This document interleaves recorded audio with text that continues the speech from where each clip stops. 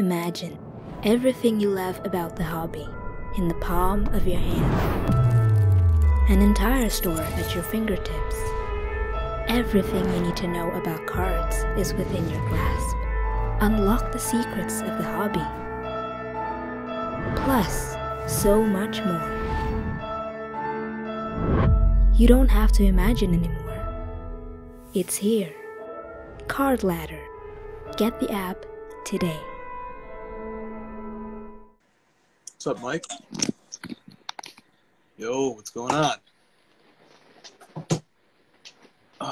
My apologies to you guys for starting late. I don't know if any of you guys have this issue when you try to go on Instagram Live, but it takes me like 10 minutes to connect now. Too many breakers on hobby Instagram, perhaps. Slowing up our whole network. Guys. What's up, Midwest? Adam? Josh? Yo.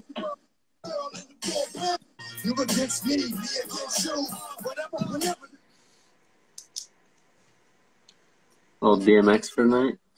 I see. Only fitting.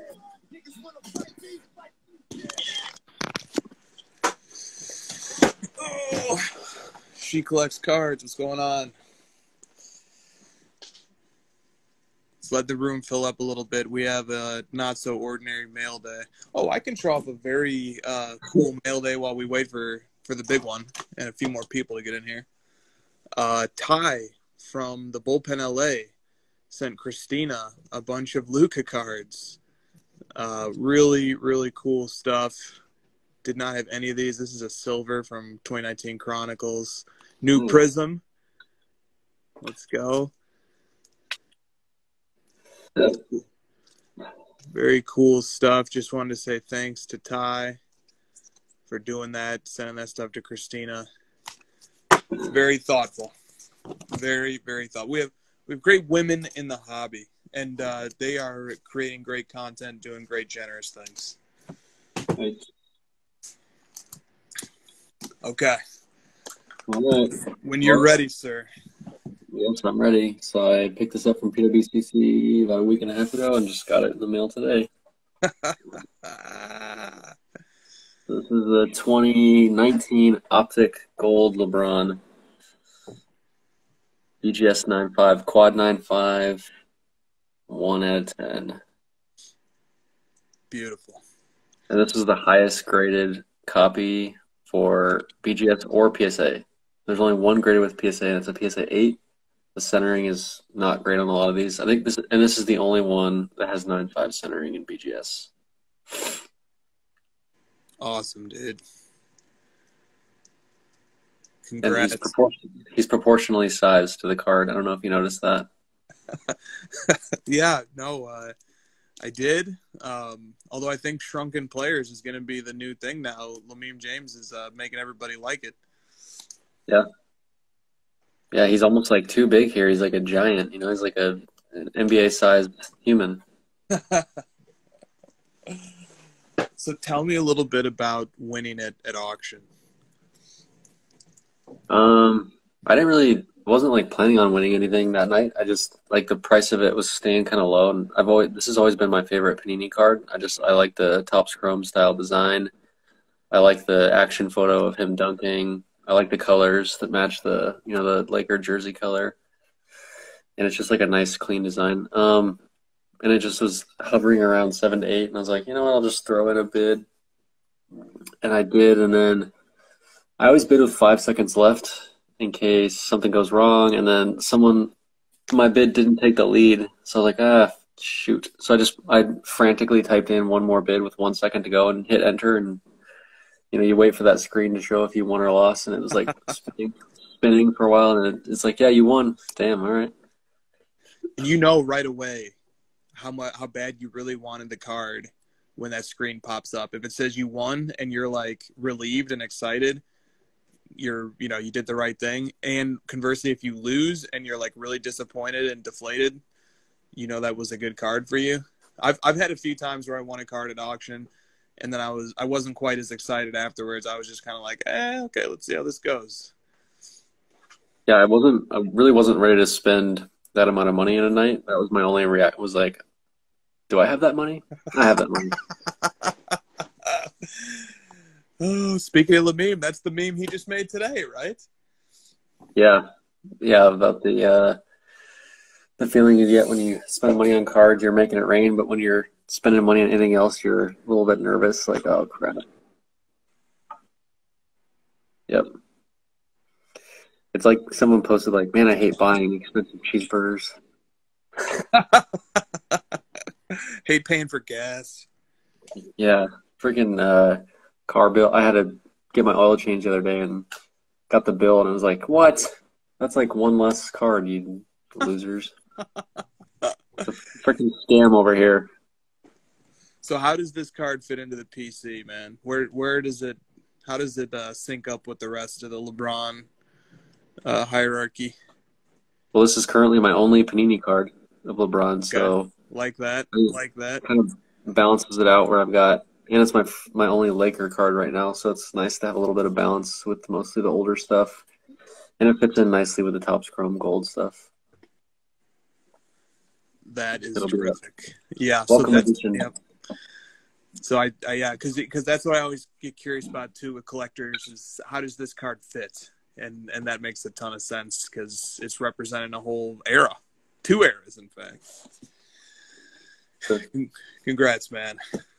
Christina just joined the room. Christina, I showed off your Lucas from Ty and thanked Ty for being so generous. And Christina also would like to thank Jason of Collectible Fund for sending her this Ken Griffey Jr. oversized card.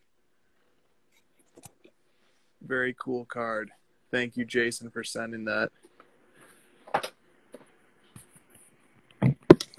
Okay.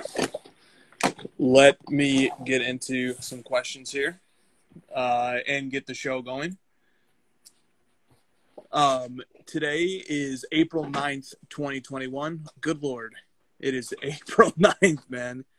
Mm-hmm. Wow, it's coming up on a year since we've been doing this. Welcome, everybody, to the crossover. Want to send a special birthday wish to Shayway Vlogs, who has a great partner who is,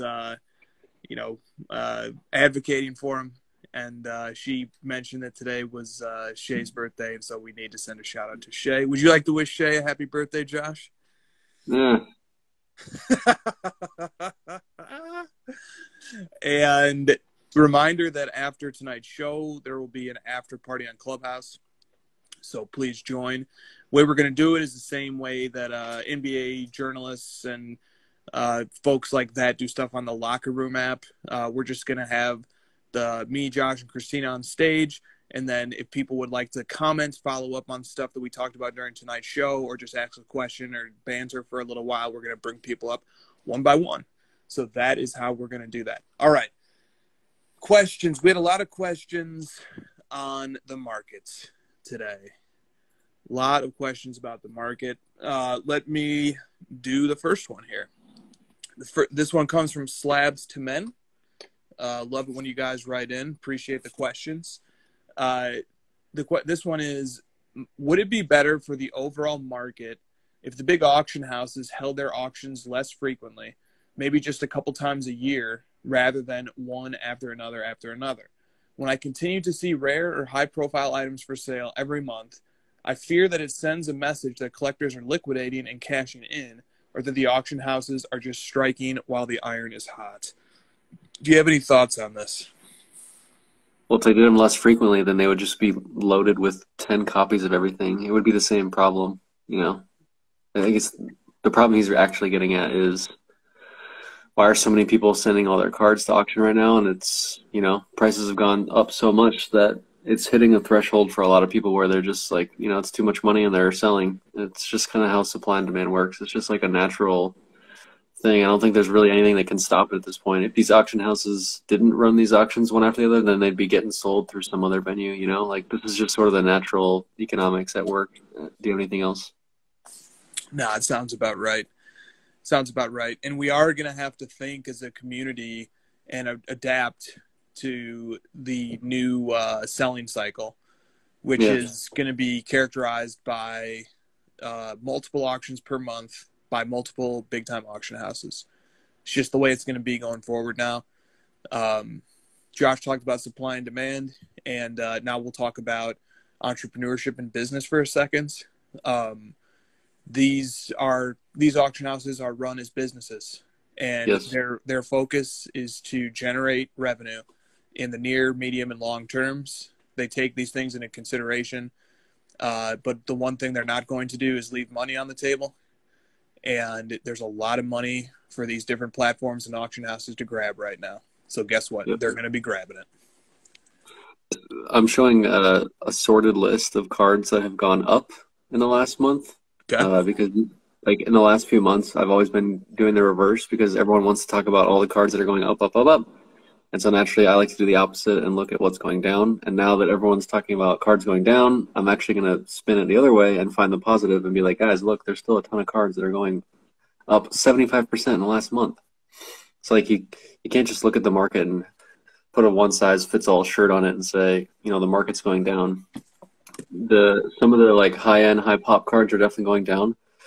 And some of the like high pop cards that are of obscure players are going up right now because there's some balance going on. So, you know, it's just like if you actually are in the weeds of the marketplace and you're looking at things like Card Ladder and you're digging through the data, there's a much bigger story to tell than one, you know, sweeping, you know, the market's down kind of thing. So just putting that out there. Yeah, that's really important. This isn't like our friends over there at Top Shot.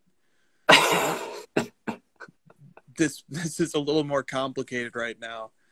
So there's like, look, you know, Card Ladder, we try to provide a lot of different data points. And one of the most insightful data points we have is the dashboard.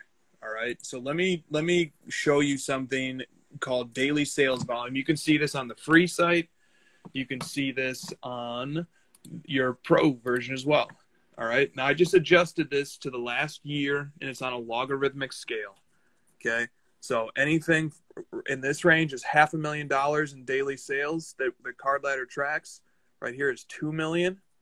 Okay. And then up here is 20 million. All right. Now what you want to notice here is a trend. Okay. So this is August. All right. This is August of last year. Daily sales volume was peaking. This is November of last year. Daily sales volume was dipping. It got down to $500,000 a day for like 2 weeks there. Okay, this right here is late February and early March, where there was like a month-long period of $2 million in daily sales tracked by Card Ladder per day. It was a manic period.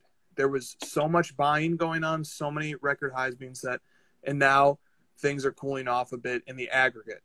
Okay. And in the aggregate, we're seeing daily sales now at around the 1 million to 1.5 million range pretty consistently. We publish that number every morning. Just check your Card Ladder headlines. All right. I love using that. Oh, and then there was something else. So like that's a good way to keep a pulse on things in the aggregate because it applies to all of the, how many cards we have. It applies to all 9,300 cards that we have. And then here's the other thing you do. We publish this every day just to give people a little flavor. Ladder headlines. Let me talk about a few of them quickly because Golden's auctions finally closed on Wednesday night, the 7th. So then we started inputting data. We input about $20 million worth of sales over the last 2 days from Golden. Okay, so let me talk about a few of these. First one is the LeBron Gold 2012 Prism. This is a BGS 9.5. It's Pop 9. Okay, Pop 9. There's only one higher. These grade very well, so the grade doesn't really play much of a factor here. The card sold for almost $600,000. Okay, almost $600,000. What was the price that card sold for the last time it sold? It sold for $1,300 in January of 2014. It went from $1,300 to $600,000 in 7 years. Just let that sink in a little bit. All right, let me talk about another one. The 2013 Prism Giannis Gold, Pop 5. Okay, this is his rookie gold. Sold with Golden for $520K, $520,000. The last time this card sold was a year and a half ago for $34,000. This card went from 34 grand to $520,000 in a year and a half. That teacher's kicking himself. Yeah, okay, that's interesting. And then look, there's some more too. I'm not going to go through all the rest of these in great detail. Brady Bowman Chrome 9.5 did $250,000. Harden RPA got up to near 100,000. Juan Soto Bowman Chrome Auto got up near 100,000. Jackie Robinson PSA 6 Leaf rookie did 100. Bill Russell PSA 8 did 400. Kobe Bryant's BGS 9.5 Jambalaya did 50. We publish 8 different headlines every day. Yeah. So I just, just to kind of put things into perspective a little bit here, right? All right, let me pause for a second here, Josh, if you'd like to comment on any of those sales. On the CL index, which we publish every day, update the numbers, and we basically picked, like, I wouldn't call it a dart throw, but it's like we picked the 50 most obvious cards that like everyone knows, and that shit is up 7x in the last year. 7x. Do you realize how impossible those returns are anywhere else in the world? And we get 7x, and now we're complaining the market's going down. 7x in a traditional market. 10% means you're outperforming, and you're like a god of investing. And here 700% is like, we're getting nervous. Dude, okay, let me turn the camera. Gotta turn the camera for this one. Uh-oh. When I got into the hobby, you always know something horrible and condescending is going to come after somebody says that. When I got into the hobby, here was my thought process. If I buy a card and that card retains its value, not goes up, not goes down, if it just retains its value, I will be thrilled because I love the pride of ownership of this card. I love being a part of this card community. I want to own this card, and I'll be more than happy if it just keeps its value.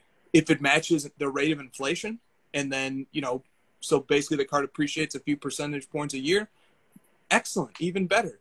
Anything on top of that is icing on the cake. This was the mentality of myself, of many collectors when we got back in. Let's learn to think that way again. Let's learn to prioritize and cherish these items for their intrinsic value. And then the secondary market value, that's a great cherry on top. Because if you zoom out on that ladder index, the CL50, and don't look at the last year, but look at the previous few years, they were pretty flat. All right? So turn the camera back around now. Sorry to make you guys look at me, but needed to say that.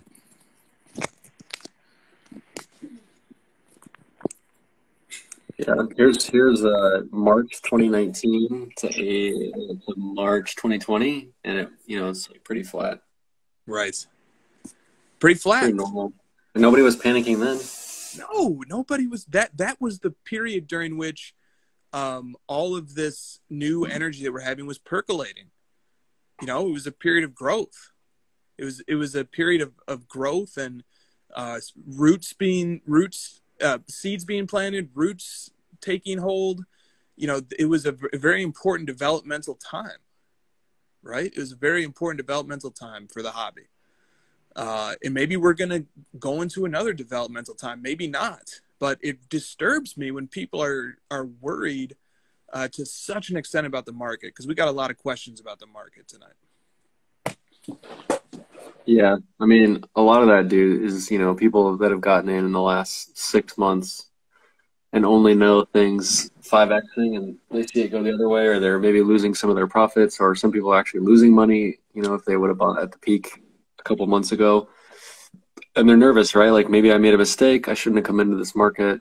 And what have I done? And, we've been saying it over and over and over and over.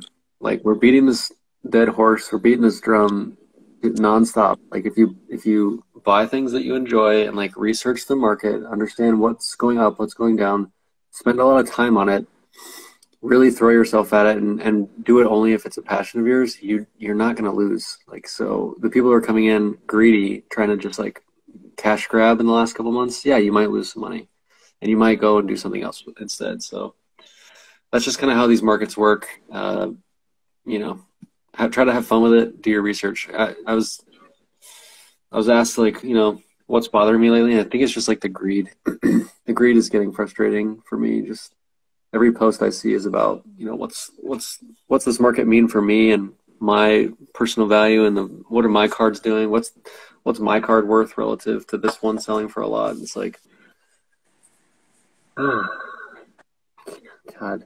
can't we just like enjoy cards again somehow? I don't know. Maybe I'm just being a curmudgeon, get off my lawn guy. No, the irony of that is that we are going. People don't have a choice as the market sorts itself out again. And by the way, the market is not really sorting itself out. The market isn't even really flat. The card ladder index is the most obvious generic investment grade cards. That's what it is. Okay, it's the cards with the highest market caps of the most important players for the most iconic sets in highly liquid grades. All right, if that index is flat, that means the rare stuff, the highly collected stuff, is likely doing very well. And when a market like that is, when the index is 7xing, then you have stuff like the Giannis Prism Gold over roughly the same time period going from 30 grand to 500 grand. Okay. So there's lots of different levels to this. You know, what if the market goes down a lot, like a lot? What is your take? I think maybe people want to know, you know, how should I be reacting, both as maybe as like an investor and maybe a collector as well. Like, what's your reaction? How are you moving forward with it? Me personally, or what advice would I give to somebody else, to a generic, you know, community member? Both. Yeah. Okay. And let me tie in a question to this because it's very similar. Card Collector 1427 said, "Why do collectors think the card market will crash in a couple of years? Nobody wants this to happen, but if everyone keeps saying it, then it probably will happen. People are acting like they want it to crash." Yeah, it's like, okay, yeah. Okay, so like people are thinking things like this. Well, first of all, Card Collector 1427, let me gently correct you. There are plenty of people who want the card market to crash. Okay, there's collectors who prefer to buy cards for cheaper rather than higher. Those people want the market to crash because they don't see a crash as a bad thing. They see a crash as a good thing. They see it as the opportunity to add more cards to their collection, and they just love having cards in their collection. All right. So first of all, there is a group of people who would love to see it crash. So I disagree that nobody wants it to happen. Plenty of people want it to happen. Second of all, there are a lot of people who were not optimistic about the hobby for many years, and they sat on the sidelines. They continued to participate in message boards and in social media, but they never really took a leap of faith and got themselves involved in cards. They never went and got their grails. They never went and got the important iconic cards. And then the hobby blew up, and all of their hobby knowledge and experience and wisdom was of no financial purpose to them. And so they are very bitter and they are disenchanted. And this also goes for people who maybe sold their cards last spring when they thought we were at a peak and we weren't even close. There was still another 7xing to come. Okay, so there are people who are bitter and who are upset. Understandably so. I think we can empathize with those people. We could put ourselves in their shoes and we could say, yeah, I would probably feel pretty upset too. And so these people are also rooting for the market to crash for reasons of personal vindication and to maybe get a second shot or just to not feel so bad for having missed out. And then there's a third group of people who are hoping for the market to crash because they've seen its success demonstrated over the last year in particular, but really over the last 5 to 6 to 7 years. There's been a pretty strong track record of success long term as well as last year, the short term. And they're hoping for a crash because they'd like to buy in to be part of the next boom. They'd like to be part of the future opportunities. And right now it's pretty pricey. to get into some of the most important cards in the hobby. So like right now we have a LeBron RPA BGS 9 with golden. We have a Brady Contenders BGS 8.5 with championship ticket out of 100 with golden. Both of those cards bidding open today, and they are almost at $1 million. If you add in buyer's premium, both of those cards are already over $1 million in one day of bidding. So there is another category of people who would love to see these values come down 50, 60, 70%, because their point of view is that there's already a demonstrated track record of success. So let them hopefully get a second bite at the apple so that they can be a part of the next boom. The Duncan's already at like 125K with BP. Okay. This Jordan is fake, by the way. For anyone watching, do not bid on this Jordan Rubies. It is fake. Sorry, keep going. No, good. Yeah, I mean, there's some amazing cards in this auction, although as a matter of sheer quantity, we've seen a decline. So the March auction that did the 42 million had more volume of high-end cards. Last month's had less, and this month's has even less. But that might bode well for the top line items. But anyway, all right. So then to get to your question, what am I thinking about a market crash, and what would I tell people? Well, my point of view has always been that I am extremely bullish and optimistic on sports cards, provided that it remains fun, enjoyable, and it makes my life better. And in what ways does it make my life better? It gives me great friendships. The subject matter, the market is fascinating to study. The intrinsic collectability of these items is unbelievable. The connection, the pathway to sports, to giving me a stake in sports outcomes and in sports legacies and in sports journalism and in sports history. I love having a small stake in that as a collector.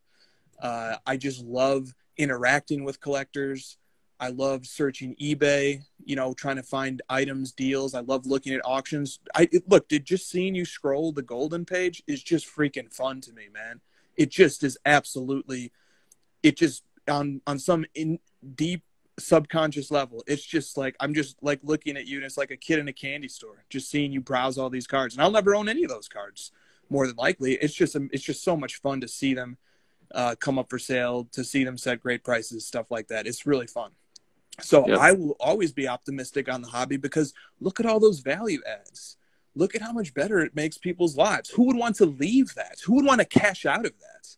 Okay, that I pose that question. So when people talk about cashing out and stuff like that, I understand it, but I also roll my eyes a little bit, because it's like, and I sympathize a little bit, because I feel bad for that person, because they're not enjoying the hobby the way that I am.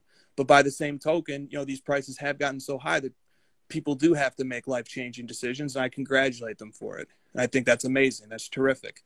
That's great. But it also runs a little bit counter to my theory that, what makes the hobby so amazing, the reason why I'm so optimistic on it, not everybody maybe sees it that way. But as long as these principles of the hobby stay in place for me, as long as it's fun, enjoyable, all this stuff that we talk about, all the little things that we love, eBay save searches, the whole nine, as long as it stays fun and enjoyable, I am so optimistic on this hobby. It's ridiculous. And I continue to pay record highs for the grails that I want, month after month, and I save my pennies, and I sell stuff that I don't really want, and I consolidate, and I continue to buy stuff, and I continue to buy it at all-time highs. Okay, so if there's ever a proof, putting my money where my mouth is, it's that. So that would be my answer to somebody kind of asking what I think about the card market. What do you think about it? Oh, well said, man. That was one of the best rants we've had on here. So just wanted to say that first. Yeah, maybe I'll give a little bit more of a like advice type thing for like the more generic investor type person or collector that's a little bit worried. I'd be looking for stuff to dip. I'd be looking for stuff that has an established price that people were comfortable paying multiple times, and then now all of a sudden they're not. And I would start figuring out how I can acquire some of that stuff.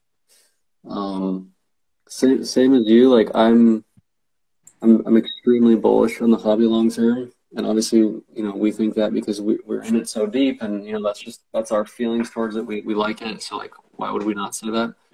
But we also know the market pretty well, and we know the people in it, and we know there's a ton of people who feel the same way. And so, even if some of this stuff does take 50%, 60% hits, there's going to be a line of people like us, ready to pounce on different items that they're just like salivating over to get their hands, because they haven't been able to acquire those over the last couple of years because prices have been so high, haven't had the right opportunities. The hobby itself is built on collectors, and so when you have collector cards that come up, things that we were all like fighting over and trying to acquire, there's competition towards it, and it's gonna stabilize the market. You're gonna have things that dip a little bit, sure, but you're also gonna have stuff that gets stabilized by people who want to keep it at that price. They want to buy them, so like it just pushes the demand back up, and it just stabilizes things, and we'll level out and whatever. So. I kind of welcome a little bit of this dip because it's going to weed out the people who don't care about the hobby, and it's going to strengthen the collections of people who do care about it and who are going to be strong-handed in their investments and want to hold this stuff long-term. So I think it'll be a good evolution. It'll be a good progress for the overall strength and health of the hobby. So really, like at this point, Chris, like nothing gets me overly worried and nothing gets me overly excited. I stay right in the middle. People like to make fun of my monotone voice, and I'm not entertaining and exciting, but that's just kind of who I am. I just stay in the middle and just kind of like focus on what I'm trying to do. You stay that way, man. That's one of the many things that makes you one of a kind in this hobby, is that you are not constantly hyping and hyperventilating is maybe the better word for something. Anyway, sorry to interrupt. No, yeah, I mean, it's true. Like it's just because I like what I like, and it's the things I like are the cards and finding rare stuff and collecting, and then the people in the hobby, my friends. Dude, I've built a life on this stuff. Like, this is about as excited as I get. So, enjoy this raise in my voice a little bit in the excitement. No, I think everything you said was spot on, and I'm not worried about any of this stuff. Just keep doing what you're doing and try to find cards you like and keep going, I guess. I don't know what else to say. I guess I'm done. Yeah, that's good. I like your answer a lot. You're speaking to more of the general concern, and it's important to speak to that too. Let me run through a couple more questions on the market because it can give a chance to kind of tie up some loose ends here. Sure. Putnam Cards writes, has the basketball market dipped, or is the market getting smarter? Rare stuff keeps setting all-time highs. I personally think there's some wisdom in that comment, quite a bit. What do you think? No, yeah, he answered the question. Like, we've been talking about this for probably a year straight now, about how the average person in the hobby needs to get smarter, and they need to be paying attention to pop reports, market cap, and we just keep saying it over and over and over. And it's kind of like proving true a little bit more recently. Like the common stuff is kind of seeing the dip, and that's like the general take on the hobby, is that common stuff, and people see that dip, so they think the whole thing is dipping. But what you and I are pointing out now is like, dude, there's stuff that's like 100xing, setting insane all-time highs, and it's always like that rare, iconic, rookie card or collector card. And so he's definitely got a lot of wisdom in the question. So, yep. Sometimes all we need to really do is just read the question, and the question is sufficient on its own. Relatedly, Long Island Sports Cards asks, how many of the high-end cards that are being sold currently across all the platforms are recent purchases that are being resold because the prices have gone down and people would rather cash it out than wait it out? And there was a follow-up comment that was worth reading too. This comes from the E-Trader. He said, I believe you see newbies enter the market, make a purchase, and only then do they educate themselves after the purchase, realizing something much more rare could have been purchased with a better store of value, and then they want something else. I believe a lot of this is happening and will continue to evolve over the next couple of years as the newcomers educate themselves, which takes years. The higher population cards will fall, and the lower population serial number cards will continue on the path they have been on for the last 30 years. So, and then just to bring it back to Long Island's question, he's basically saying how much of these boom and bust cycles that we've been seeing for the last year or so on specific cards, not on the market as a whole, like the Jordan Fleer and the Kobe and LeBron Chrome rookies and stuff like that. He's basically saying how much of this is somebody buying in and then selling off quickly. What do you think about that? Yeah, I mean, there's definitely soft hands. There's a lot of people in the market that have super soft hands. They can't hold it for more than a month and they turn around. But that's not indicative of the whole market. It's definitely a few select people that are doing that, and that's not surprising. I mean, look, anytime you have a market that's like literally 10xing, you're going to have people that sell. It's just the reality. They're going to sell quick. You're going to see people on Instagram pump and dump stuff. That's just all part of it. The more money that comes in, the more greed that follows, the more people trying to take advantage of it, and we're going to keep seeing stuff like that pop up. I also wanted to state, just because the rare cards have been doing well during this little period doesn't mean that stuff's just going to keep going up forever either. Like everything has a tipping point, even the rare stuff. So, if you're thinking now, okay, now all I got to do, I've learned all my lessons. All I got to do is buy rare stuff. No matter what it costs, it'll still go up forever. I'm going to be fine. I'll just post it on my Instagram after, and someone will offer me double what I just paid, as long as it's rare. That's not true either. Nothing is a given. Not even that, Not even the stuff that I buy is just going to go up forever, even though I think I know, even though I think I know everything, I don't. And, I might be humbled with a lot of the stuff that I own as well. So you kind of got to be prepared for anything, even if you've learned things over a 4-year, 5-year span. Like, there can still be stuff that changes. Yeah, very true. Very, very true. We look, we saw the goats get middle finger graft here over the first part of 2021. I mean, it's the herd, the sheep, the herd, can spike and crash any damn card they want to. if they all, if all the soft hands focus on the same card or set of cards, it can happen. I think it's gonna happen next. I think some of the super high end rare ones are gonna dip, and people are gonna put their money back into Luka, Giannis, and some of their more. Honestly, if you're laughing, but would you be surprised at all if that happened? And then people I told you guys, it's all about that PSA 10 stuff leading up to play. Everyone's got to play their narrative of see, this stuff was too high. Now it's this one. It's just gonna keep cycling around. Yep. That's definitely very possible. Slabs to Men had another question. This was an interesting one because I like the thought experiment of what he's proposing. He says, imagine being 10 years from now. So I guess that would be the year 2031. Imagine we look back on the card market of today, 2021, as a big gold rush, an influx of new grading companies, NFTs, Top Shot. It seems like we're in a transformative moment in the industry. Are there any thoughts on distinguishing between fads versus substantive long-term investments? What will be left standing strongest when the smoke clears? Yeah, that's a really good question, man. I need a second to think because that's a good question.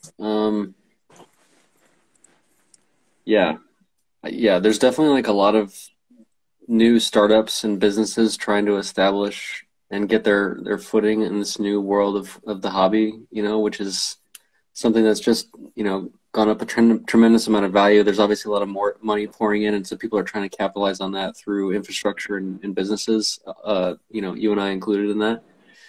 And I think the same business principles that apply to any other sector of the world are gonna win out, strong leadership, good customer service, empathy for customers, trying to build things the right way, not trying to take shortcuts, not getting too greedy. Some of these main things you see from all successful companies, that's gonna win out here in the same manner.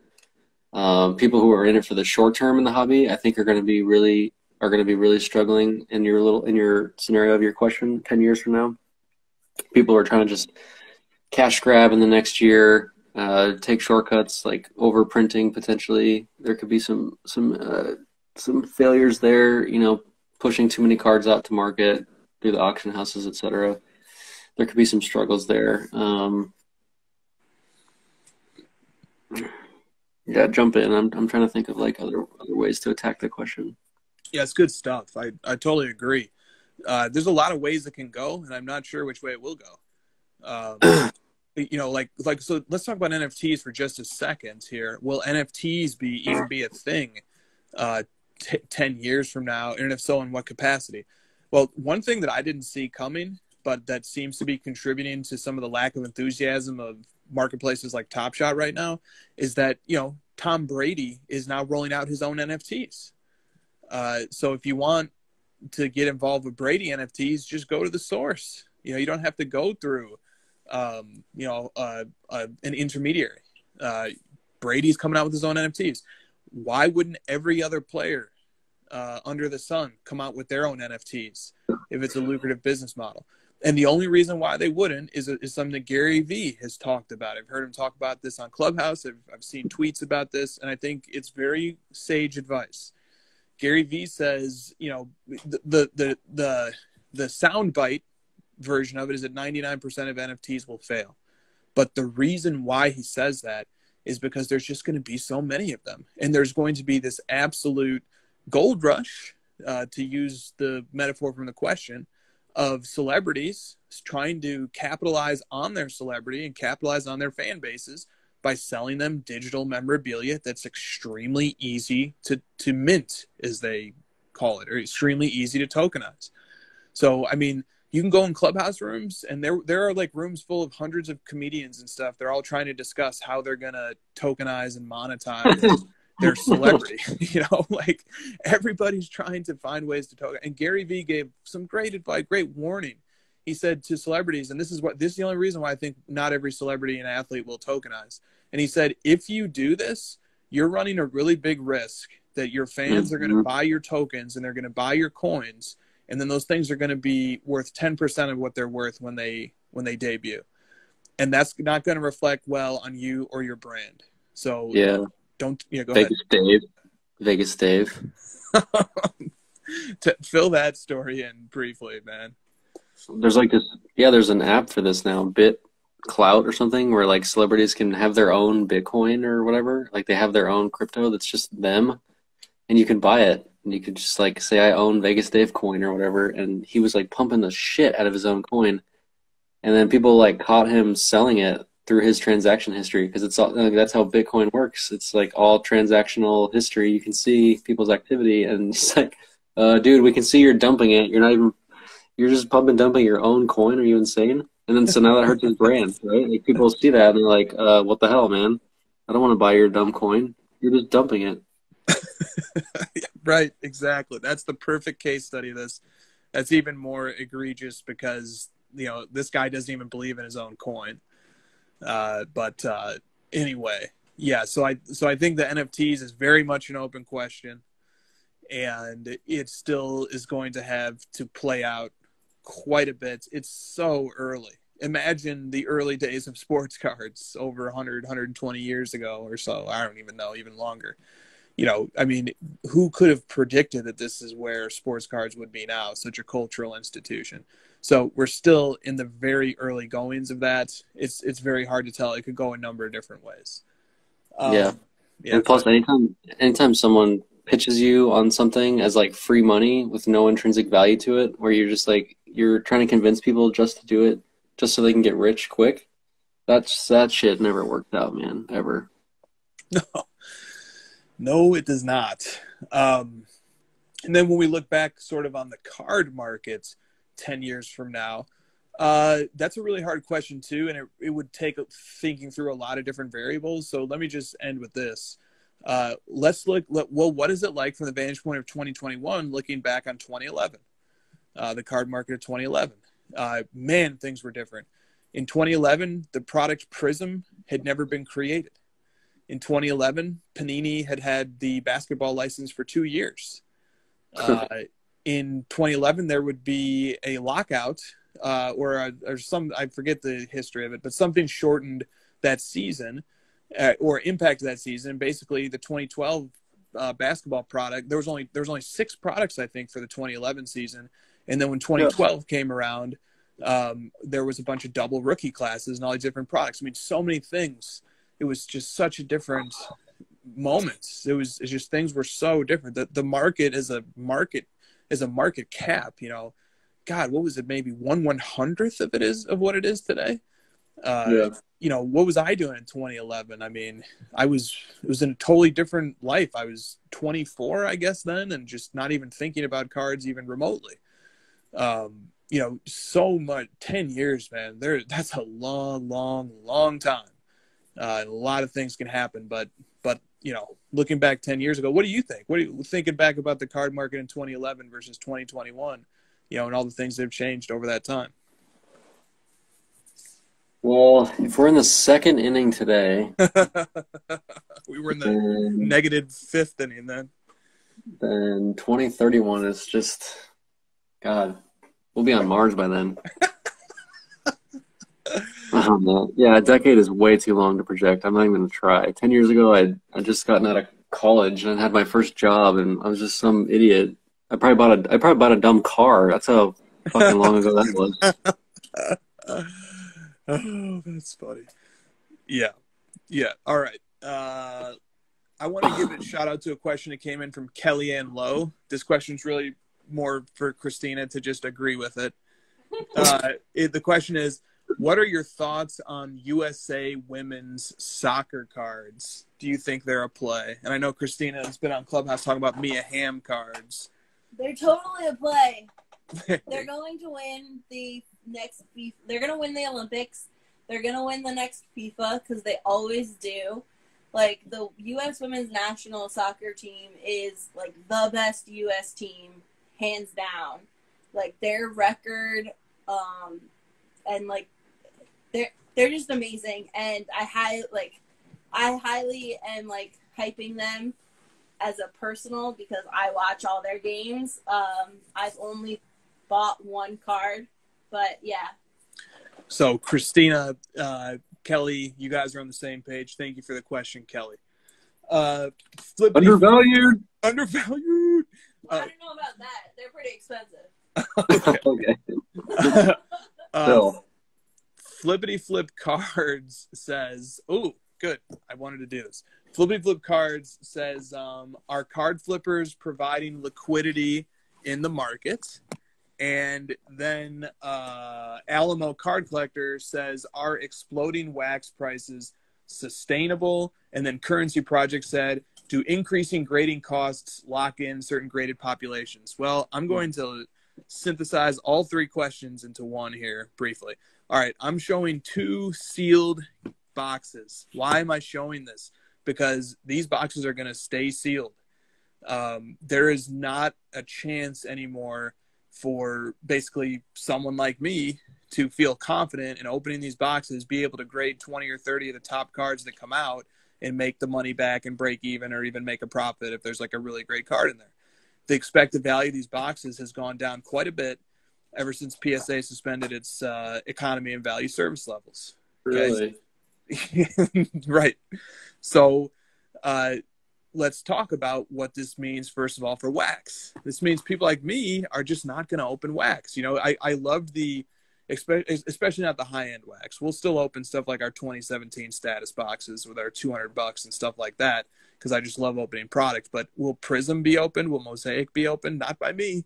Not by me, because I don't really feel like losing $2,000 per box. I just don't have it like that. Okay, so you're poor. Yeah, I think anyone who's not comfortably rich probably cannot manage to just throw $2,000 away at a box, week after week or whatever. But there's lots of low end affordable products too. Like let me here. So that I don't tell just all negatives, we will open these till the cows come home. 2017 Prism. These are $200. Great rip, great fun. What? 2017 Prism? 2017 status. Sorry, this is 2017 status, not 2017 Prism. All right, so I'm making this point because this is going to be a real issue. I think that the wax market is going to have to deal with, that the flipping market is going to have to deal with. That's why I like the question about, are flippers providing liquidity? Of course they are. Flippers are taking boxes like these, or they're going online, they're buying singles, they're grading them. My favorite example is the Marquise Brown football Prism rookie card. You could buy those for $1 raw on eBay, and the grading, the gem rate is pretty high on those. You could buy those raw for $1 on eBay at the same time that you could sell a Prism PSA 10 of that card for $100. So you could literally 100 extra money. Well, I guess not 100x because you have to pay the $10 grading fee or 15 or whatever. You could make a huge profit margin all season long last year, basically, buying singles, grading, and flipping. And then what did the flippers do with those excess monies? They just went and bought more cards, and they repeated, and they rinsed and repeated and rinsed and repeated. And then eventually, some of them ended up buying grails. Some of them ended up leveling up in other ways, but almost always that money was just being put back into the hobby. Some people would buy wax, whatever. The money got cycled back into the hobby. Well, guess what? Now that the demand for grading just became so large that literally the infrastructure of our hobby collapsed, grading companies had to increase their prices, okay? And once grading companies increased their prices, the gig was up. It's no longer possible now to grade these cards at $10 a piece or whatever. Now, if you want a card graded by PSA for the foreseeable future, they say until July 1st, but it's probably going to be much longer than that, in my humble opinion. If you want a card graded by PSA, you better be ready to pay $300 per card. $300. So all that brand equity that the flippers built up in the PSA brand, the PSA label, the PSA stamp, etc., all that equity that got built up in that brand, it's no longer going to help the flippers because they're not going to be able to get PSA 10s unless they want to spend $300 per card. Let me tell you, if $2,000 a box is expensive to a lot of people, which it is, $300 per card to grade is super duper expensive. Some people are going to pivot to other grading companies, but then what happens? The other grading companies have to do the same thing. There's too much demand for their product. SGC preemptively increased their price to $75. BGS is going to have to do something similar as well. HGA limits the number of cards it can take in. We just don't have the infrastructure. It's an amazing problem. I've never seen an industry where the problem that it has is there's too much demand and it just literally cannot provide the services. So it literally grinds to a halt. Some of its companies have to shut one of its biggest companies, an $850 million company has to shut its doors because there's just too much demand for its grading services that it literally can't meet the requirements. So I think there's going to be a lot of stuff that's going to shake out here. And one of the takeaways here, though, is that when the grading and flipping game is up, that means people are going to have to go back to thinking a little bit more carefully about which players they want to invest in, which prospects are good, which ones aren't. It's not as easy as any Prism rookie that you pull. You can grade it for $10 and sell it for at least 50 if it tens. It's just not going to be that simple anymore. So thanks for those questions, guys, so I could tie them all together and fire that up. Did you want to add anything to this? Our flippers providing liquidity, wax prices, increasing grading costs. Anything you wanted to hit on those topics? I just want to talk about retail. Okay. No, you're on a roll tonight, man. I'm just letting you go, and I'm not trying to add anything to this kind of stuff. You're nailing it, so I don't really need to say too much. Are you saying status boxes are undervalued, bro? I think if I can't grade any card from it, but I'm still buying it, then yeah, it's probably too cheap.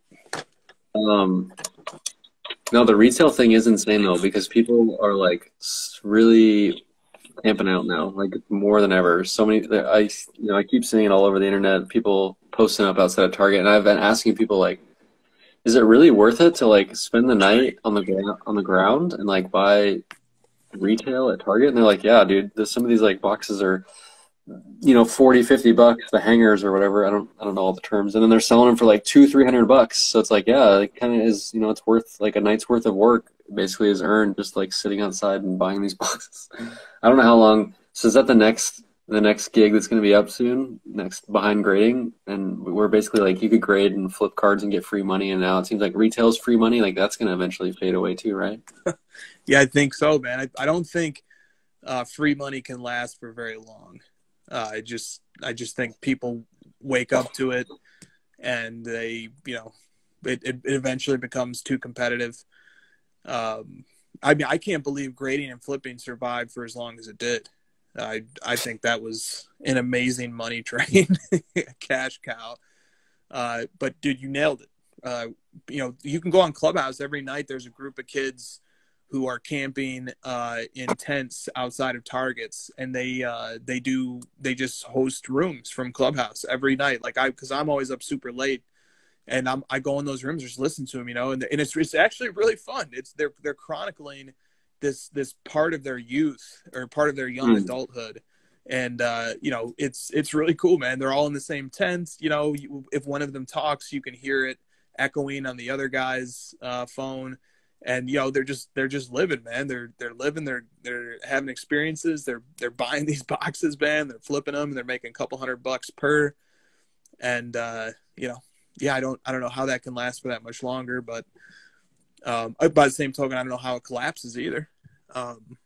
Short of Target just stopping selling the stuff or whatever. So, well, Panini can just raise the prices. Yeah, they could do that too. But you know what's amazing, dude? Look at these Dutch auctions. Even with the new 2020 Prism First Off the Line basketball, no matter where that price ends at, give it 2 weeks on eBay and it's going to be 50% higher. It's just amazing. It's just amazing. So resale markets, they always just seem to do their thing. I think all cards are just. What does Gary Vee say? He says, does it say wildly or? Oh, widely? Yeah.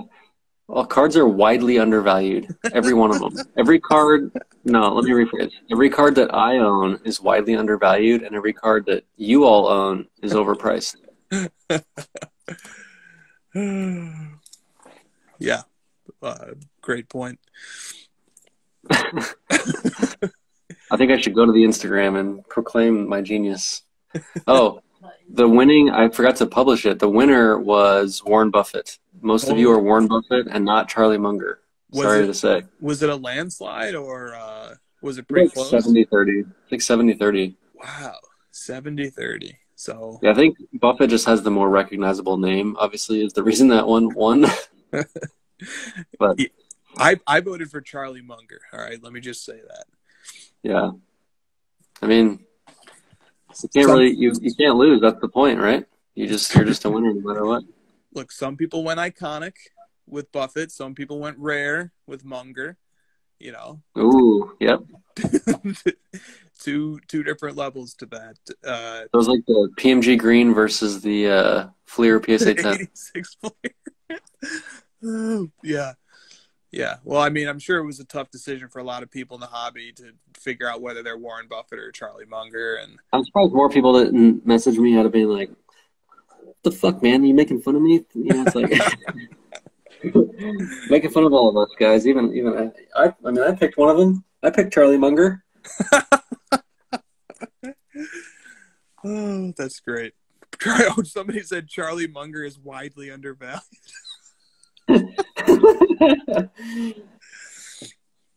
That's good. I mean, someone's got to be lower priced than the other guy, and whoever is widely undervalued. Widely undervalued. He's like this. They're widely undervalued. I need to learn to speak more. What's like the different tones and stuff? Maybe I don't have enough inflection in my voice, but I'm working on it. To the moon.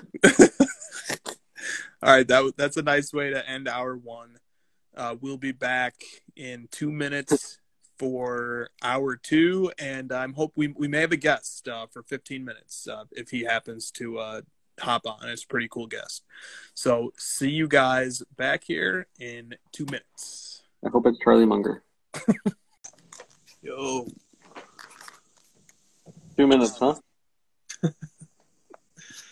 Dude, if anybody in the chat can help me, I'd really appreciate it because it takes me like 10 minutes to go live now. What does it say when you try to go live? What's the problem?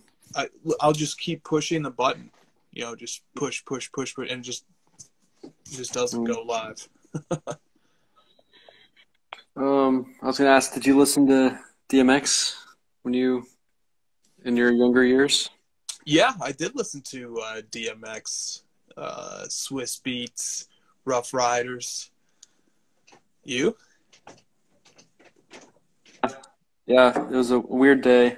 I listened to a lot of DMX today, just paying homage to him. Obviously, he had a very troubled life, and sadly, it ended because of those troubles. So, I was thinking about DMX today, and really great music. I mean, I was more of a surface level DMX fan, so I only really know the main ones, but still, those were great songs, and the rap game lost a good one today. Yeah. How old was DMX? 50. 50? Pretty young, Yeah. man. He taught me a lot, David. He taught me so much.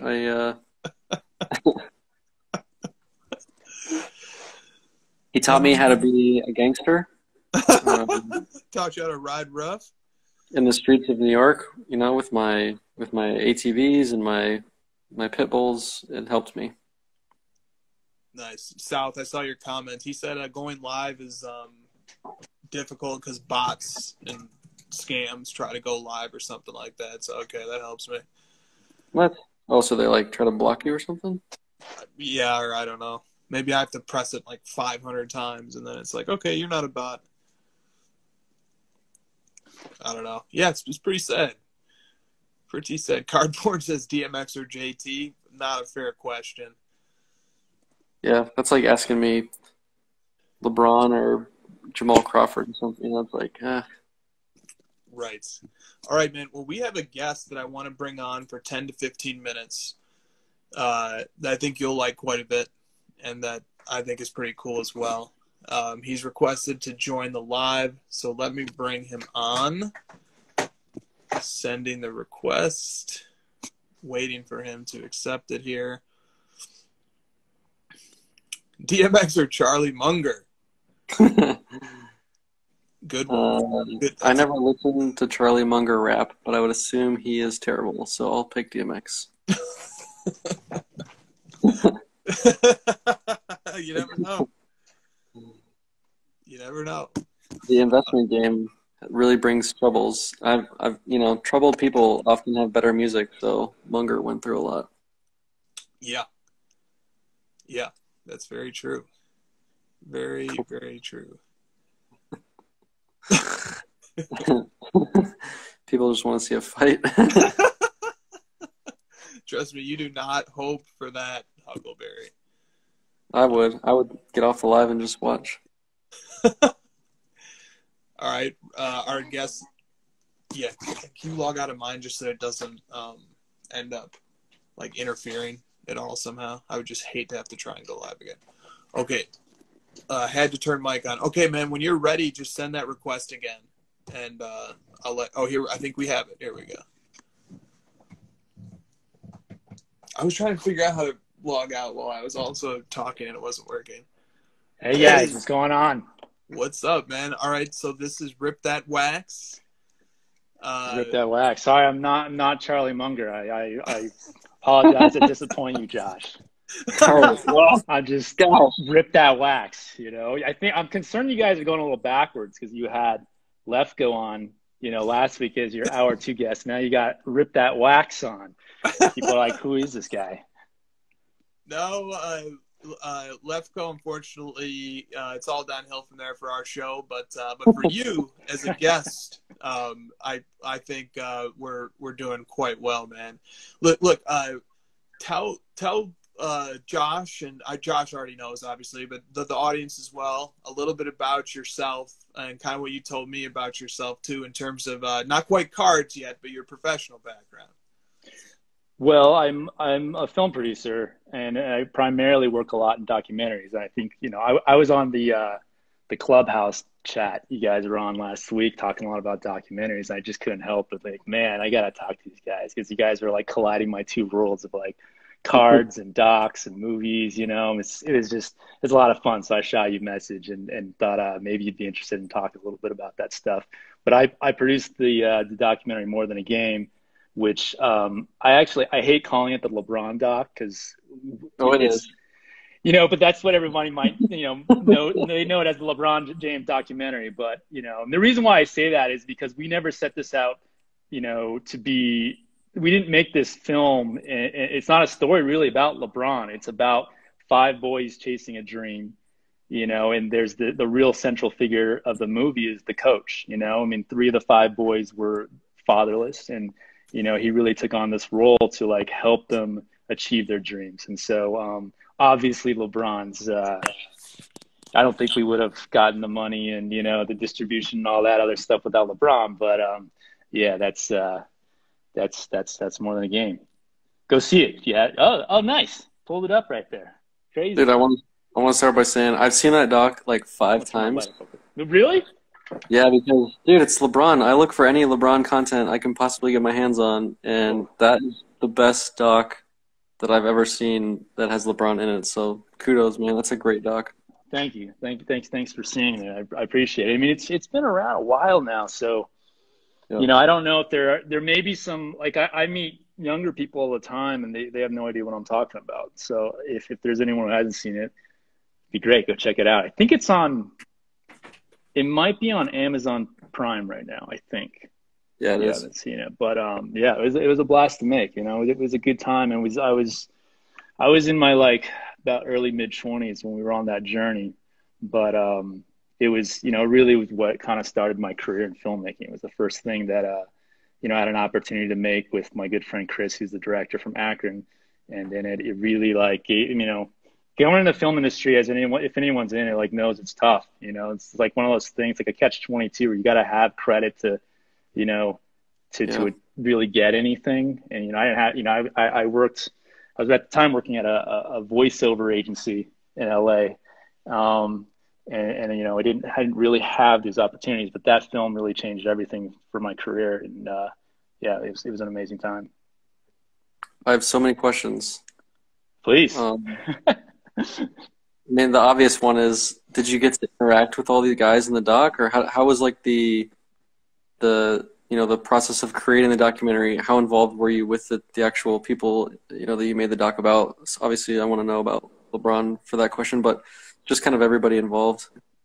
Yeah, I mean, it was for sure. I mean, it was a long process. Like, documentary is not like a normal narrative feature where maybe you develop it and shoot it in a few months and post. Maybe it's like a 2-year turnaround. This thing was something that took years, to make. I mean, starting with Chris, it's really Chris's story, the director, to tell, because he was from Akron, Ohio.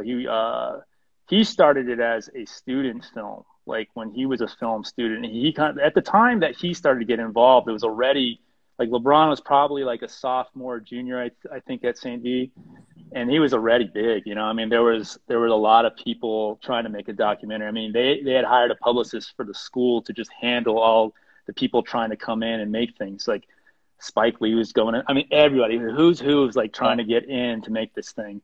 And Chris, his whole thing was like, he got in front of the publicist and was like, I just want to get an A on my student film. I'm a kid from Akron. Could I just come in? They said, the coach gave him, you can come in for one practice to shoot. And so he did. He had this little video camera. He came in for one practice, and his whole thing was like, they never said I couldn't come back. And so he just like went to the next practice, and he was kind of like in the corner of the room with his camera, and he just went to the next one, and no one ever said anything. And he just got closer and closer to the guys, and he captured over 200 hours of footage while they were in high school. Wow. So I met him after this. So I met him. He was like, I mean, he was sitting on this footage. I think we were working at a coffee shop in LA.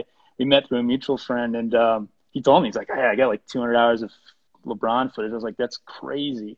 Like, you got to make this into a documentary feature. And he's like, yeah, that's my plan. So I was fortunate for him to invite me along, and we still had a lot of stuff to do. Like, we had, because documentary is again, in feature world, you have a script and you have, lines and dialogue, and you kind of you shoot like what you've written, and then you have like how many takes, and then you edit the best takes together, whatever. Documentary is like a blank slate, like you just have all this footage. You have to construct a story from scratch. So we had a lot of good people involved, writers and editors that really helped shape this thing. But we just started putting stuff together. We knew we still had to get LeBron on board. Like, even though I think Chris had some stuff like signed off when they were in high school, it was probably, we knew we wanted him involved. So it was a process. There's a lot of stories I could tell about how this got made, but it was a process getting it in front of them. We cut together a 15-minute like excerpt from the doc, and literally Romeo, who's one of the guys in there, featured. He drove us to LeBron's door. At that time, man, LeBron lived in this house. He was in the NBA at this time. I think it was like his second year. I can't remember, but like he just lived in this house in Akron that like. You just like he just knocked on the door and he like answered it. It's like it's like it wasn't like a gated community, nothing. And then, you know, he sat down, watched the 15-minute piece, and he just wanted to watch it over and over and over again. And he didn't say anything. We didn't know like what his reaction was, but he came away from that just saying, "What do you guys need from me?" And that was it, you know. And so. Once we had him on board, it was easy to get the money. Like we came back to LA and we needed to raise the funds to, you know, reshoot the interviews, go back and shoot B-roll because we just had all this raw footage. So it was a process finding the right partner that would, you know, a lot of people in LA just saw this again as a LeBron film. They're like, they just saw the footage, all the highlight stuff, and they didn't understand the story we were trying to tell. So, you know, that was what was important to us. And we were new filmmakers. So, we did find, you know, a good partner that allowed us to just spend the proper amount of time going back, getting these interviews. So over those years, I mean, it's still even this time, it took us a few years just to like go back and forth, get a hold of the interviews, shoot stuff with these guys. Of course, LeBron's time was limited. The more we were able to shoot and show him, eventually, like he put in more time with us. So yeah, I spent a lot of time with those guys, all those guys. I mean, I still talk to a lot of them. You know, I think, and then it was a blast after the film, like just going, you know, we got to release it. Like that was the time of our lives, man. Like Nike got on board, they did a whole tour. It was wild. It was a really good time. Well, that's awesome, man. So, you know, we don't have a ton of time, so maybe jump into how you got involved in card, and then maybe give us a thought or like your take on the card documentary, because that's obviously like the next question. Oh, right. What do you think about a card documentary? I'd love to do it. I've been thinking about it. You guys want to make one?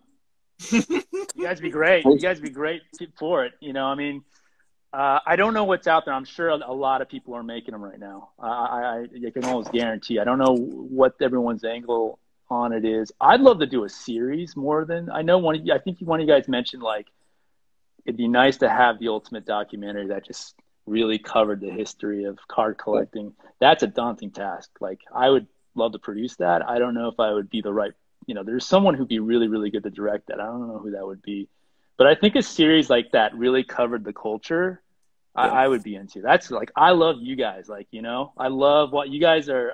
I appreciate what you guys do because you have original voices, and there's a lot of content creators out there. And I think everyone in this room can, you know, agree with that. I mean, this is a smart room right here. You know, these are people that are on the same wavelength of like thinking about, you guys just talk about like not who to collect, but how to collect. And that kind of thing is like a whole nother level of why this culture is so much fun. I think like there needs to be more of that. There needs to be more about why we're so passionate about it, and remind us that this is why we love to do it, you know? So I think there are a lot of great characters and people out there. I don't even know them all, you know, who's all out there, but there's so many interesting people, and to tell their stories and tell stories about like this culture and the community and how it's connected and how this affects people's lives beyond cards. I think that would be really cool. So I think, you know, I'm talking to a couple of people about this now that I think could get it to a place that maybe would be at a good big distributor. It'd be a lot of fun. So that would be cool. That'd be cool for, you know, something I like to do within cards and docs. I got into cards through my uncle who when I was young, I collected in the junk wax era, you know, and he took me to my first shows. He still he never got out of it. He's like a different kind of collector. Like he's a heavy vintage wax collector. And he's super anonymous. It's interesting, like the way he does things. But I've seen like have you ever seen the PSA? Like they have these like rankings and like of like collections. I don't know if you've ever seen this. Like he kind of pointed them. It's like they have these. It's like a game. Like who can complete the sets. Like I just know I've seen his name on there, and he's like above Matt Turner on some of these collections. So he's like deep into like super vintage football, like just like has these crazy old packs. But yeah, he's a pretty insightful guy actually. He's another like that. Like people don't think and talk about those kind of guys that are in the game. You know what I mean? It's like we spend so much time on the modern stuff, but man, there's the hobby goes deep. There's some really interesting stuff out there. Yeah. Right. You guys want a LeBron story? I figure you maybe want a LeBron story. Do we want a LeBron story? Chris, stop talking. He's saying LeBron.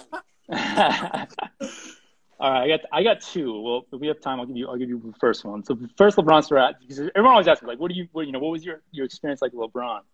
So LeBron, this is a true story. We were shooting. We had this. We were small budget at this time. Like we didn't have the money yet. But Chris had to do an interview with his mother, and we had her and LeBron at the same time. So we were like, we had to capitalize on this. We couldn't just like let him sit around. So we're like, hey, we need B-roll LeBron. So I got the honor to direct LeBron for some footage. So we were at this like outdoor public court in Akron. Nobody's around. And I just had to shoot this beauty B-roll. It was just me, the camera guy, and LeBron. But the whole thing was we couldn't interrupt this footage. It was just like slow-mo B-roll. We couldn't have anything in the background. So we were like, LeBron, just, shoot. It was a hot day. The first thing he says to me is like, I got this one shot. So I was like, great, let's do this. He didn't want to be out in the sun. This guy didn't make a shot. LeBron kept shooting, and it would go like ding, ding off the rim. And the funniest part was like it was bouncing like really far away, and I couldn't get in the shot to go retrieve it. So LeBron had to go retrieve his own balls. And probably the first time he's ever, he probably never had to do that in AAU ball. Like, so it's kind of a funny memory for me that I was, shooting LeBron, he had to go fetch his own balls. I'll tell you real quick second story. I think it was that same day, actually. We had to have a trailer for LeBron because it's like, it's like LeBron. I can't just be like walking around outside. So, and we didn't have budgets. So we didn't have fancy trailers like you would on a movie set, with the TVs and everything. So I literally like in Akron, like found the America's RV, whatever rental place, got this RV. Not sure if I'm telling this story right. So rewind to the day before when I picked this thing up. The guy tells me, hey, man, listen, I know you're only using this for a few hours. So if you're using it for a few hours, just don't use the bathroom. All right? It's going to cost you $100 to like change the fee. You know where this is going. Fast forward to the day of, I'm like hoping and thinking forward to the next day when I return this in. He's like, you used the bathroom, huh? So basically, I was like, all right, LeBron gave, he cost me $100. This shit cost me $100. I'll never forget it. Yeah. So they're my two LeBron stories for you. You're really humanizing LeBron for me. Thanks. Money well spent, man. Money well spent. Yeah, it worked out. Yeah. Well, hey, Chris and I would be obviously very interested in a doc, so hopefully the wheels are spinning for you, and Chris and I are available for that, so let us know. We're definitely interested in something like that. I think it'll be fantastic.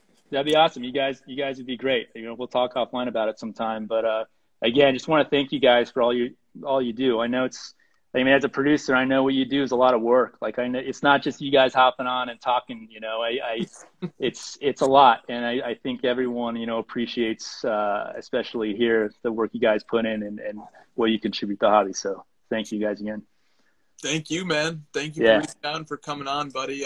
Yeah, absolutely. Anytime. Be in touch with you, man. All right. Sounds good. Okay. Take care, buddy. Yep. Yeah. Dude. We're 2 for 2 on guests, man. Dude, that was fantastic. I mean, what the hell? That's amazing.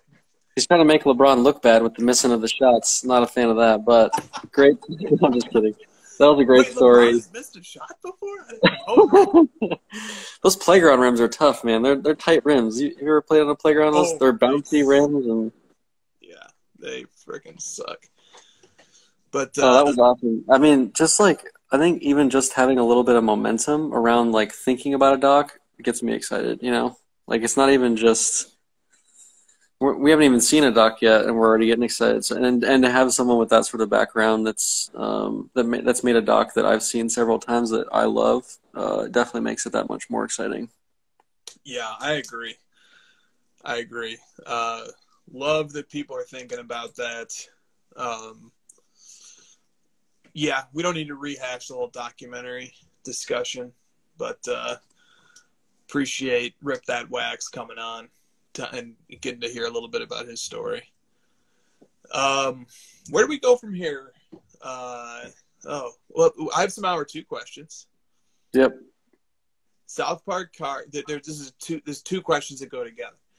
I like how you said our 2 questions in South Park cards. That makes total sense. That makes a lot of sense. Yes, it does. South Park Cards says, can you ask Josh why the Nets backup small forward sells for so much? And then Alamo Card Collector says Kevin Durant's performance off the bench in his first game back and what Josh thinks about it. So let's talk about – I need to go look at the box score for that because I don't know what happened. He was like 5 of 5, I think, for 13 points or something. He has like a perfect game shooting. I mean, dude, look, the Nets are freaking loaded. And if they're all healthy and playing at the top of their game, it's going to be really, really tough to beat them. Obviously, Kevin Durant's a generational talent. Kyrie is amazing. Harden, I think Harden's their best player, personally. I think he just kind of makes that team go. And they're going to be real tough. Durant coming off the bench was obviously just like a kind of a one-time deal just because he's coming off this mysterious, super long injury where basically he was just resting. And his card price is doubled while resting. It's called the Trae Young effect. Or maybe he's just moving to the bench, Dude, his prices are going to go down now that he's back. I'm telling you. That's how this works. Well, we shouldn't be surprised by this, but I've been looking at some Kevin Durant charts, and what do you know? Let me pull one up here on Card Ladder. What do you know? So let me change the time span to 1 year. Oh, let's make it 6 months. So Kevin Durant was fourth. The card we're looking at is a 2007 Topps Chrome PSA 10 base. Yeah. The card was $4,000 in October. It got up to $12,000 pretty consistently in February and March, and now the card is down to around $10,000. So the retreat is already afoot. Our market keeps getting smarter and smarter, whereas people figured he's coming back soon, so I better start selling. I mean, the cycles just keep moving up and up and up. You know what team I kind of like right now? That a lot of people are talking about them, but the Sixers look really good, man. Their defense is super strong. They've got Embiid, they've got Simmons, they've got Harris. They don't have like the firepower the Nets have, but they definitely have star talent. And defense always performs well in playoffs, so they'll give the Nets some trouble with their defense, I think. Dude, they definitely will, man. The 76ers are pretty – when it comes time for an 8-man playoff rotation, here's who they got. They have 2 champions, okay? From last year, they got Danny Green, and they have Dwight Howard. And Dwight Howard is the best backup center in the NBA by a mile. He could start on the Mavericks, I'll tell you that. And then they got Tobias Harris, Simmons. They have Seth Curry, one of the greatest three-point shooters ever. Kork Maz is like having a year.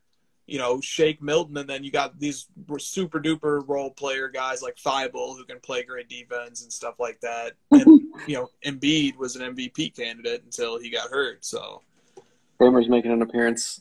He never comments, but the second I say the Sixers are looking good, here he comes. You spoke the right words, like a spell. I still like the Bucks too. I still like the Bucks. I think that they're sort of like laying in the weeds right now. And Giannis has heard all the chirping about him not being able to perform, and I think he's going to be very motivated in the playoffs. I like Drew Holiday still. I really like Drew Holiday. Middleton's solid. Yeah, I think the Bucks are going to – those top 3 obviously have separated themselves. The East is going to be fun to watch, man. I can't wait for these playoffs. There's just going to be so many good teams. It's going to be absolutely loaded. Everyone's like you can feel it, right, dude? Everyone's loading up. They're just like they're resting or whatever. They've been all these moves, these buyouts. Like everyone's just loading up for this playoff run, and there's going to be a lot of teams going for it. Yeah, there is. I think seeding is actually going to matter. Yeah.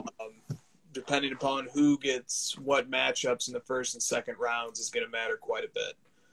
Yeah. So, yeah, the East is pretty clear. The big three that you mentioned, and then everybody else is just, kind of there. But would you want to play the Miami Heat in the first round? Would you want to play the Boston Celtics in the first round? Weren't the Heat the 4th seed last year and they made the finals? Like, yeah. I would not want to play. Dude, the Celtics, I think Tatum had 53 tonight. He went off. And I wouldn't, I was looking at the West bracket, and everyone's like trying to figure out what seed they want. Dude, and you know how that, I always hate this phrase, to be honest, but like, this is the team you do not want to see in the first round. I don't really want to like see any team. Every team has good players. They're all that. You could say that about any team. They do, man. I agree with you, dude. There's like other than the 8th seed in the West, right?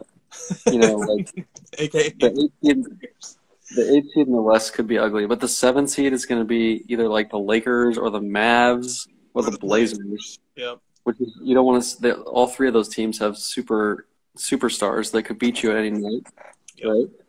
You obviously don't want to see the Nuggets, who've got the Nuggets haven't lost since they got Aaron Gordon. They're 9-1 in their last 10.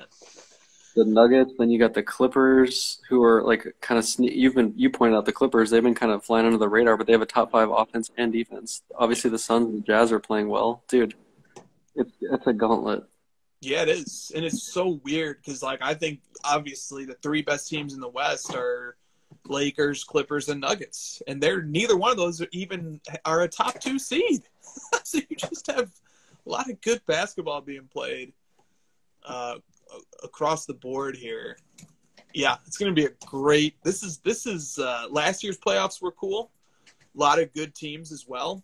But this year, these playoffs are so unpredictable. Last year was a little easier maybe to see who the best team was. This year, there's a lot of uncertainty, health. It's going to be a very, very interesting playoffs. Looking forward to it. Yep. What else? All right. What else you got? We got a lot to go through still if we want to. Here's an hour 2 question from Sharp Cards.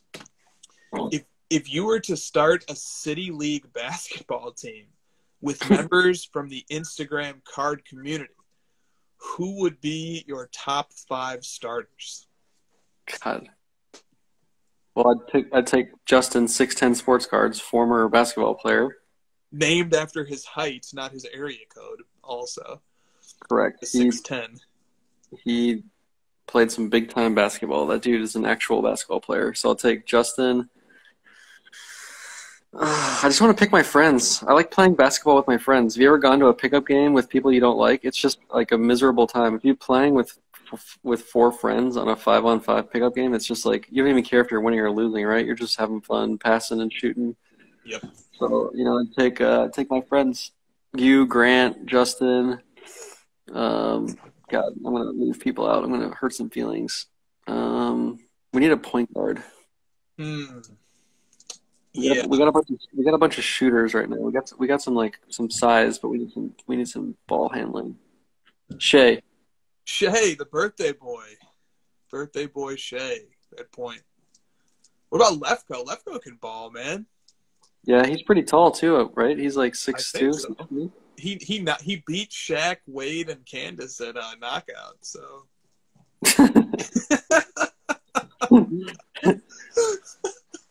Yeah, Lefko. There you go. Number 5. There you go. All right. Sam of Women of the Hobby played like college level basketball or high school level basketball or something. So bring her in as well. Yep. USC football. I forget his handle, but not basketball, but still college athlete. He's probably got some good size to him. We'll take college athletes all day. We will take college I watched a video today on YouTube. He's talking about like the discrepancy between NBA talent versus like someone that thinks they can beat someone in the NBA, you know? And they showed that video of Brian Scalabrine just like torching that high school. Did you see that video? Yes.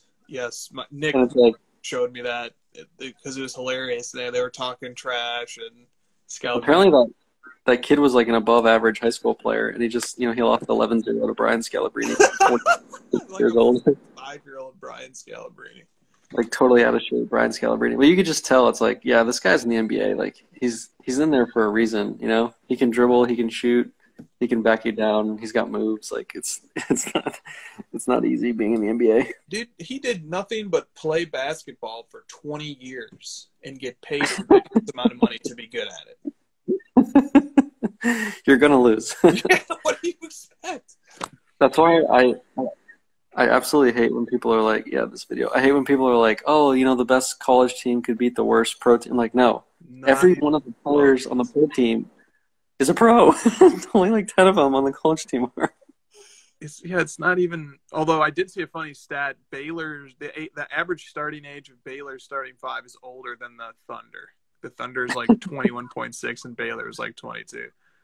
That Thunder team is pretty bad right now. Yeah. But they're trying to lose. Yeah. They like Horford. They were just like, all right, you need to sit down. Horford's old. Did you see that? Horford's old. They posted like an injury report, and it had like the reason. Horford, it literally just said old. Old. That's funny. Yeah, Scalabrine just cooking this guy, man. He said, I'm closer. Tim just said this in the chat. Scalabrine told him, I'm closer to LeBron than you are to me.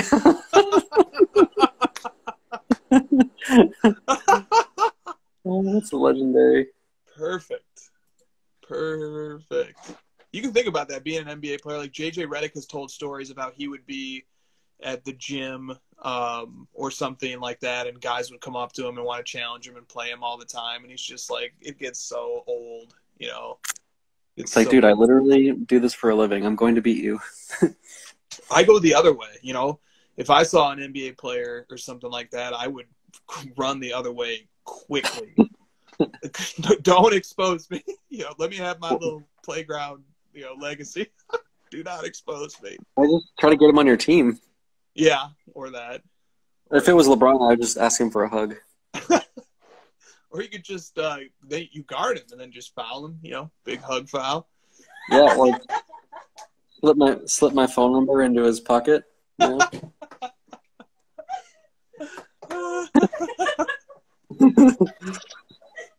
know? Are you proud of me that I didn't just straight up ask Rip That Wax, like, how was LeBron? Tell me that.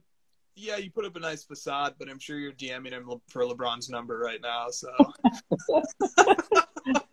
I gotta play it cool for the audience, but deep down I'm like, just I don't care about anyone else in that dumb doc. Just tell me about LeBron. It's a really good doc. Have you seen it? I have not seen it, dude. I'm obviously gonna watch it tonight now. It's incredible. It tells. He's right though. I totally walked away from it not thinking this is a LeBron doc, but tells the story of the team, and like it's almost like, you know, they went through like AAU together all the way through high school, all the way through senior year together. And I mean, the subplot of the show, which is obviously the most interesting part to me, was that like how a team deals with the media craze of having a LeBron on the team, and how they dealt with how the team still like stuck together through all that craziness. It was good. You know, we keep getting one step closer to LeBron with each guest. So we had Lefko, who knows all the NBA celebrities, and he hangs out with Shaq and everybody, obviously on TNT. Then we actually had a documentarian, a film producer who shot and filmed with LeBron, has stories with LeBron, you know, real live firsthand experience with LeBron. LeBron next week? No, next week is Maverick, and then okay. Yeah, and that's when we go. That's when we full court press and go like, okay, dude, now I got to get LeBron's number. Like this is that's when we will know we have peaked. is when LeBron James is an hour 2 guest on the crossover. Then Maybe Rich Paul. Rich Paul. Yeah, or Maverick Carter. One of those two guys. Well, okay, If anyone, so still a few more if links. anyone in the chat can pull some strings for us, get us one. This is like the Kevin Bacon of getting to LeBron. We're a few steps closer. The whole point of my hobby existence and the crossover is literally just to meet LeBron. And I'm just like climbing that ladder of. The second I do, like Chris, you're gone. Like you're out. Chris, get off that top screen. LeBron's coming on the top screen. Josh on the bottom screen. Let's go. All right, you got any more questions? Yeah, I mean, we have about 10 minutes left here, and then we're going to go and do the after party on Clubhouse. If you guys are not on Clubhouse, you still have a few minutes to get the app and tell somebody to give you an invite. Love this. Dude, for LeBron, I would be dumping Chris in a second. All right, just for that, you're going to get this question. God, who's undervalued now? Alamo Card Collector says, in what order would you rank these Chrome products? Prism, Optic, and Select. Go. Oh, okay. That's not too bad. Okay. Let's see. I mean, I'm incredibly biased as of an hour ago. So Right. I'm gonna go Optic 1, Select 2, Prism 3. Boom. Nice. There you go, Alamo. Your turn. People in the chat, rank those two. Prism, Optic, Select. Rank them, Chris. Rank. I mean, I guess I'll just go off of what we actually buy. So it probably would be, it's going to be Prism, then Optic, then Select. Yeah. I don't actually care that much. No. They're all cool products. Yeah. They all have perks. Select gets a little gimmicky to me in a lot of ways. Like the whole concourse base field level is cool courtside, but some of their designs on the lower ones are kind of tacky to me. Yeah. I like the court sides, but some of the other ones are ugh. Okay. And Prism, smattering of replies, but Select is getting a lot of love here. Prism is just too many parallels for me. Too much hype. I just can't get past it. Yeah. I get that. I'm even trying to remove that bias and just pick aesthetically which one I like the best, and I still put Prism third. Yeah. No, I can see that. Optic Prism Select says Alamo. The asker of the question goes OPS. Jeremy of Sports Cards Live says OPS. Oh, seen a few people may have mentioned the name Golden Auctions in the chat. Ken Golden himself will be on Sports Cards Live, which is Jeremy Lee's YouTube channel, tomorrow night. There you go. A long-form interview. There you go. Sports Cards Live, YouTube, Jeremy. I'll definitely be tuning in, and I won't be catching a replay. I'm going to be watching that thing live. So, that's going to be an interesting one for sure. Hopefully, big time. For the tough questions, aren't we? Yeah, but at the same time, I mean, you want to tell the whole story, I guess, and well, that's what Ken's going to be on to do. We'll get both sides. Exactly. Flippity Flip Cards wanted to know general thoughts on grading 1 of 1s. I would do it. People give a strong take on don't do it. It's you shouldn't. First of all, do what you want. It's your card. If you like slabbed cards, do it. If you don't. That's where I'm at. I still would because I really like slabbed cards. I just do. I want all my PC cards to be in slabs, so that's why I would do it.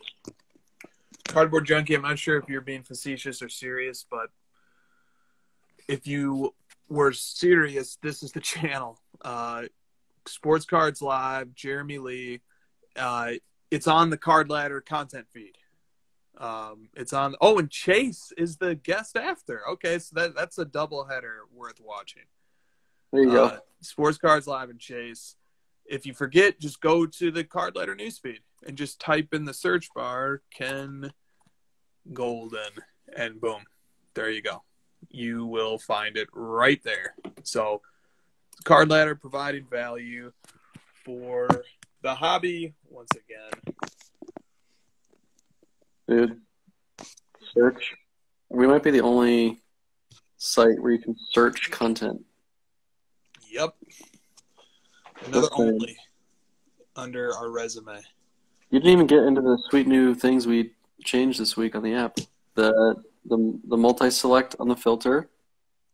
Which is a great feature. So now when you're searching the ladder, you can make more interesting searches. So this was something I was doing the other day. Let's say you wanted to know how many cards from the 1980s are on Card Ladder.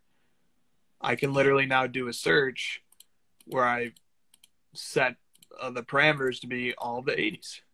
And then, all right, so I put all the 80s. Anybody want to guess how many cards from the 1980s are on Card Ladder before I apply? 400. 400. Okay. I know the answer.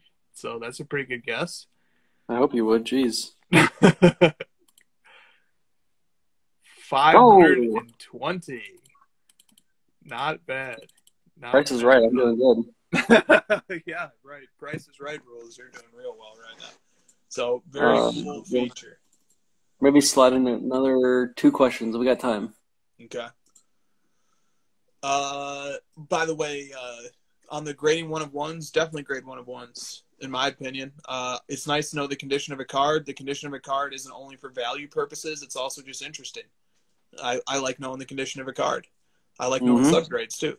Also, the purpose of grading is not only to increase the value of the card, it's also to protect it and to encapsulate it and to authenticate it and other things. So I think grading serves a lot of purposes. I definitely believe in grading them. Then you can sleeve it 17 ways. Yeah, well, I do that too. I was like, oh, you replace the slab guard with... You're like, no. It's like it's still on. I wrapped the slab guard in another sleeve. Like, Jesus fucking hell. Are you kidding me? Oh, I wish I had those with me right now. I'd show one. All right, one more. Oh, one more. No favorites now, Chris. This isn't a time to... There's questions about tops. Yeah, we didn't even talk about that at all. No, and I don't know that much about it, honestly. I mean, all I know is that Topps is 3x'd in 10 years or whatever, and the card market is like 1,000,000x'd. So, no, we should probably say something. The Topps was purchased, right? Yeah, by something that I learned for the first time this week, a SPAC, SPAC, a special acquisition company. And their goal was to make it public. And so I talked to Arena Design about that. And because she was a part of the team when Fleer bought them and went public, or Fleer was purchased and was taken public, and she said there was a big shift in the company to be more about like pumping out products and revenue driven versus innovating and making cool designs. So that could be a negative, you know, like we just see the news and we want to go buy the stock or whatever and we get all excited. But like the negative is that it could potentially shift it into more of a revenue generating driven business versus making cool looking cards.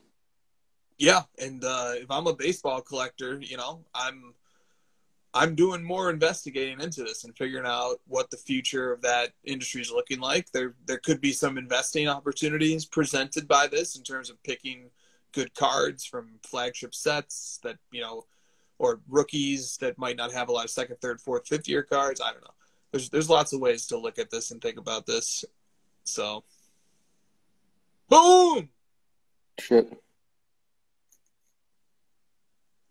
Let's go. My two favorite apps.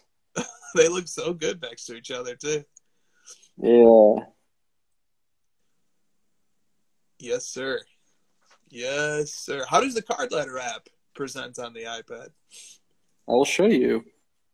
It just kind of sits in the middle. Okay. You can make it big though. You can make it big. Sick. You just got your little, got your app, card letter app on that to an iPad near you. When I first fired it up, I was like, "Oh my God, please don't look terrible." I was like, "No, it's pretty good." Nah, it looks really good, man. Looks. You can see my gross legs. All right, bro. Yeah, look, there's the legs. Let's hit the clubhouse. Yep. So the rules are established. Chris is starting the clubhouse, and he's in charge. Yep, I'm about to start a room. Wait, can you make Christina a mod so she's in charge of bringing them up and booting them? Yep, that's what she's gonna do. Guys, come on over to Clubhouse. I'm going to start the room in 5 minutes. All right, going to take a small break. I will start the room in 5 minutes. And I might be sleeping. I might be falling asleep by then. Well, then it will be a surprise. Log in to see if Josh is on Clubhouse or not. All right. See you, man.